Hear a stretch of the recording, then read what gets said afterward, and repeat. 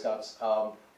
You did a thing that I thought was particularly brilliant with your medicine selection for your first aid kit, particularly for treatment of allergic reactions. Yeah. Because what is it? With a B. Benadryl. Benadryl. You have to All right. talk Yeah, about Claritin and the Benadryl. Yeah. I like how you differentiated between the Benadryl and what's the other one? Claritin. Which is more suitable for children. So, a lot of times, if you buy these off-the-shelf sort of first aid kits, you're going to find Benadryl as an antihistamine, but you got to watch out because a lot of times those are really designed for adults. They don't specifically separate themselves for children. And so when you have little children, on your trip, and you think you have a great first aid kit that you bought at a local store, and you spent a lot of money, and it's got 280 something pieces, right? Yeah, I had 100 bandages. Yeah, and 150 of the 200 are bandages, or little alcohol wipes. No, you can find yourself in a big problem, especially when you have an allergic reaction of a small child, under 12, under 10.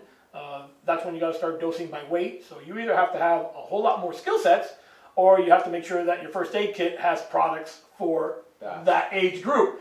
And yes, what you're talking about is it was an event where there were a lot of young kids, and I knew there was going to be a lot of young kids, so I made sure that I had, not to push any products, I had Claritin for children, which was liquid form. It's done by weight, so very easy to administer.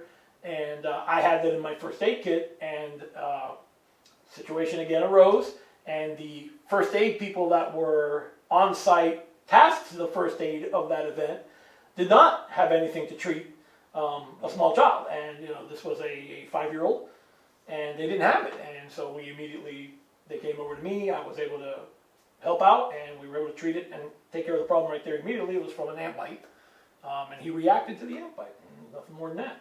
But the antihistamine cleared him up, and everything went through wonderfully. He was told parents were told to later take him just to have him checked out. But all in all, again, no freak out, nobody going crazy, nobody acting irrationally. It was all handled, calmly and with good head on your shoulders.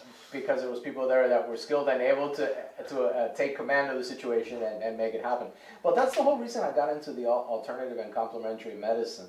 When my son was born, I found that a lot of the medications that were being offered over the counter were particularly strong for little kids. I found that to be problematic. There was things that I can solve much more easily with common household things when I didn't need something much more powerful. I find that things like Tylenol or ibuprofen are great for certain situations, but in some cases it might be overkill.